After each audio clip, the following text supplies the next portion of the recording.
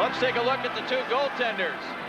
Starting tonight, as we look at Glenn Hanlon in the warm-ups a few moments ago, wearing number 1. There you see his numbers, and down at the other end, it's Bob Mason, the former Washington Capital. There you see the numbers they have posted this year. Bobby Mason won the game by himself against the St. Louis Blues last Friday night. In overtime, Rick Vaive scoring the goal. And there's the hook, a feeble one at that, around the top of the shoulder. Troy Murray. Troy Murray takes a look. Gets it back now from Steve Thomas. Half a minute left in the Chicago power play. For Thomas on the far side. Here, Troy Murray lets it go. They score!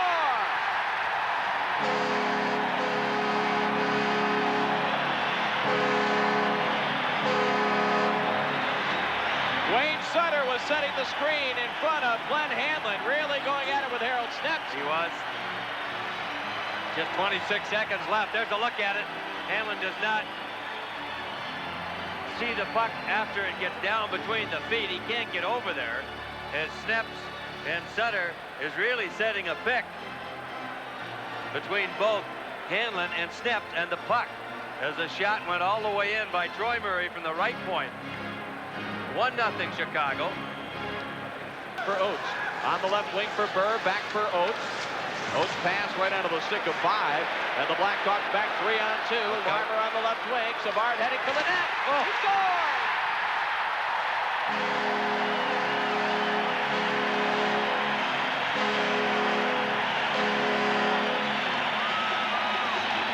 Larmer and Savard, Mick, for many years here, played together.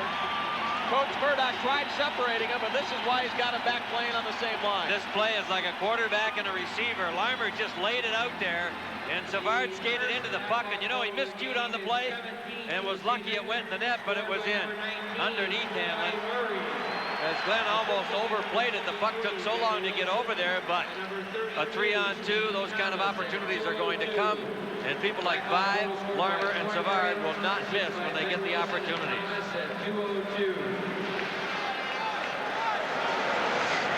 We just announced the first Chicago goal. That's the one by Troy Murray. Here's Jeff Sharples, top of the circle with a drive. He scores!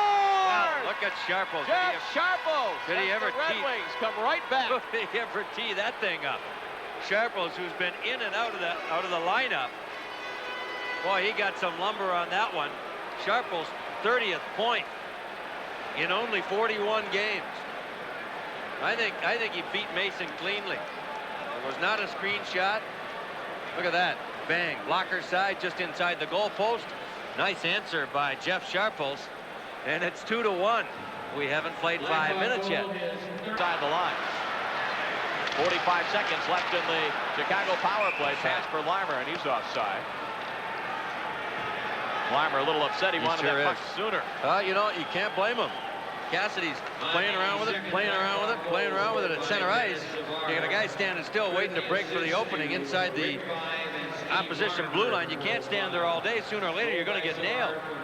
And everything closes down and you wait too long, and that's why Larmer was upset. That time, it didn't close down. Larmer got a good scoring chance.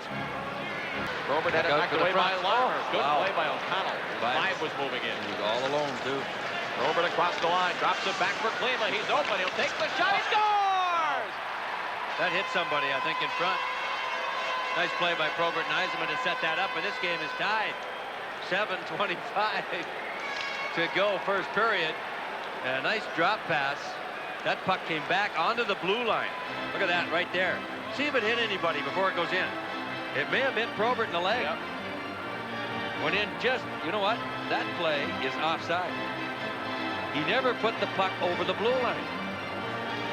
See, if we see this again, I'm not sure if Probert had the puck all the way in over the line. If he didn't have, and Yzerman was already in the zone, then it's offside. Watch this play here. Is it in or not? It is not in.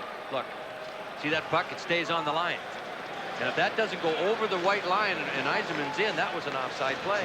There's the other fellows I was talking about. Stefan in the middle. Davy Lewis with the Bill Torrey bow tie on. Davey told me before the game, we haven't lost when I've had that tie on yet.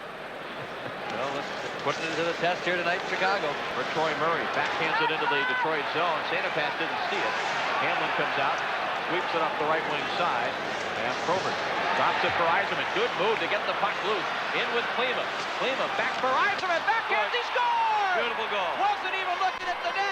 Beautiful goal.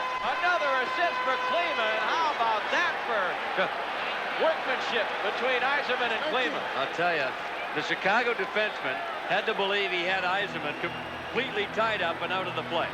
And there was no way that he'd get to the puck, but somehow Yzerman turned around backwards. It was Bobby Murray. And look at the flip and watch what Yzerman does. Turns around backwards and just took a swipe at it. It went off Bob Murray's foot, changed directions, and went underneath Bob Mason for a 3-2 Detroit lead. And Probert and Klima team up. Look at Yzerman right there. That thing changed direction, went back to where he came from. And Yzerman gets number 46 on the year. Closing in on 50 and closing in on the Red Wing record of 55 set by his left winger that year, John O'Grodnick. Bruce Cassidy, who scored his first NHL goal at Joe Louis Arena back on January the 26th, as we look at Darren Pang. Spanky, how are you, guy? What a You know what? He's standing up. He's not sitting down. Watch Savard come out of that corner. Larmer gets the puck loose to him right there. Kicks it up to him. Watch him. Comes right out the corner. Bad angle. It's a good scoring chance right there. Miss Higgins with the pass, and here comes Wayne Sutter. He was hit hard by Koser. And the stick of Sutter came up, and the gloves come off. Here they go. Scope and Sutter, you bet, for that last hit on St. Laurent a week and a half ago.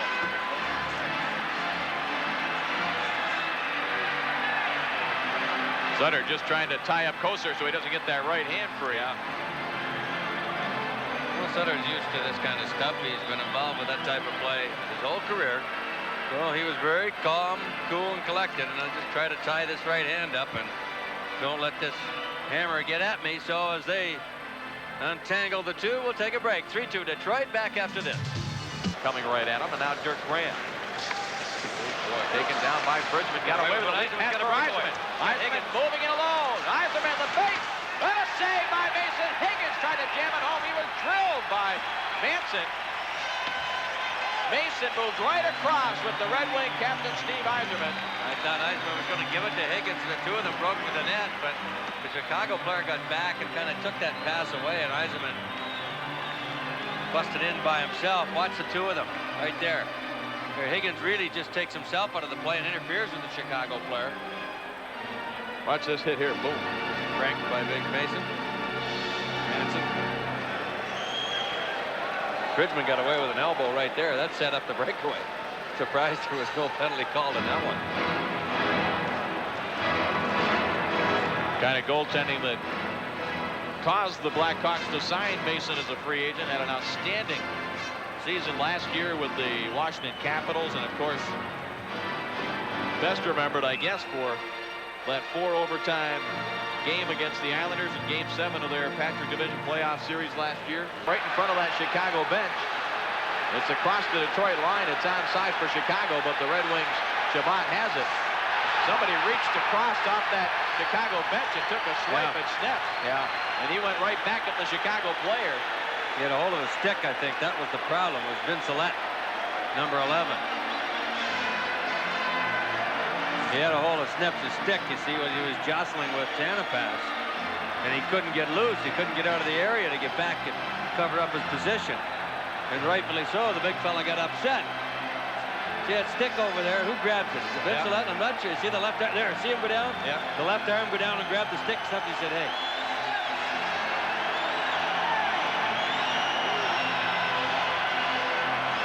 Out to the point for Bob Murray. Weimer again. In deep. Just rolled by everybody. And John Chabot. A couple of Hawks tried to take the puck away. O'Connell moves it to Snep. Harold Snep.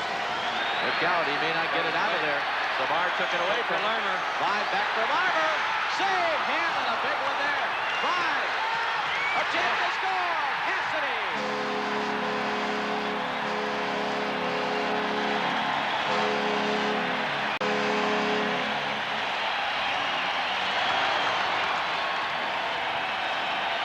I think it was John Chabot that tried to play goaltender after Hanlon was out, but the Wings' Harold Snep should have had this puck out of the zone, and this wouldn't have happened.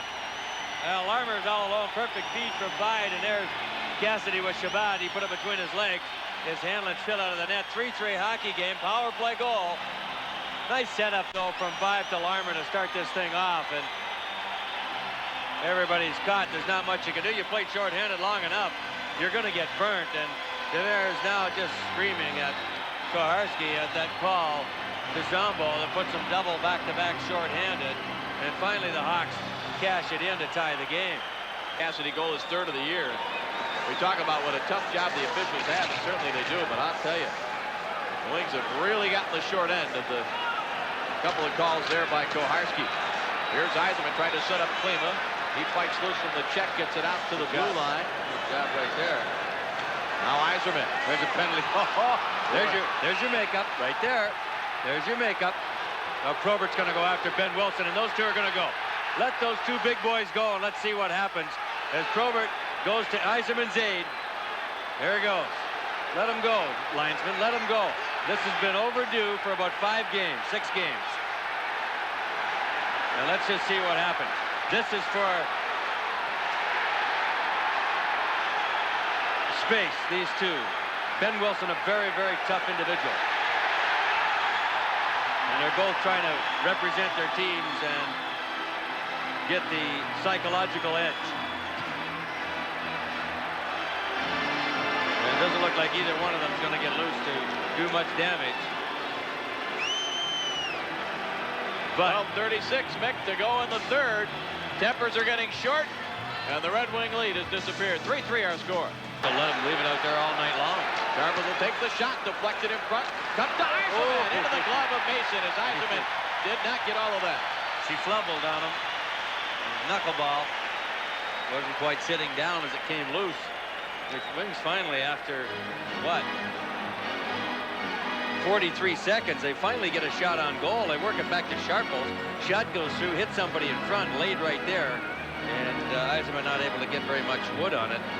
Here's Savard circling the net, lays it out in front. Just wide. Thomas just missed. Just missed the post.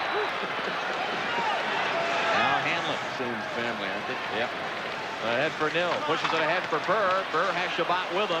Here's a quick shot. He scores! Mason got a piece of it. He did. Shawn Burr got it in under the crossbar, and the Red Wings have regained the lead. Well, it's good to see Burr get a goal like that, because he has really struggled this year, hitting goalposts and knobs and sticks and handles and all kinds of things. And well, that puck just ended up loose at center ice. He picked it up behind him and let it go, and it went right underneath Mason's left arm. And the blocker turned upside, really. Watch this. See, he's got that blocker turned almost flat to the ceiling, and it got underneath the arm and deflected high up into the net. 4-3 Detroit, 8:42 to go. 11th of the season for Shawn Burr. Chicago, empty net to our right.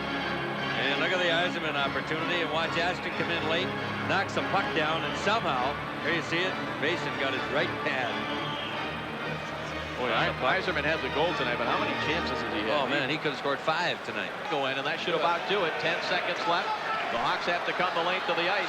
They got 5 forwards out there. Mason heads for the bench. Here comes Thomas. Thomas across the line. 3 seconds left.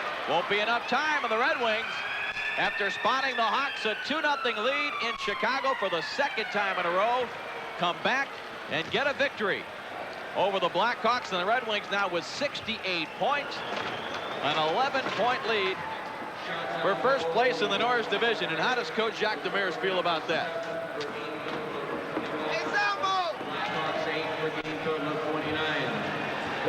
Not unlike a pose on that same bench when they swept the Blackhawks in the first round of the playoffs last year. Final score here in Chicago, the Red Wings 4 and the Blackhawks 3.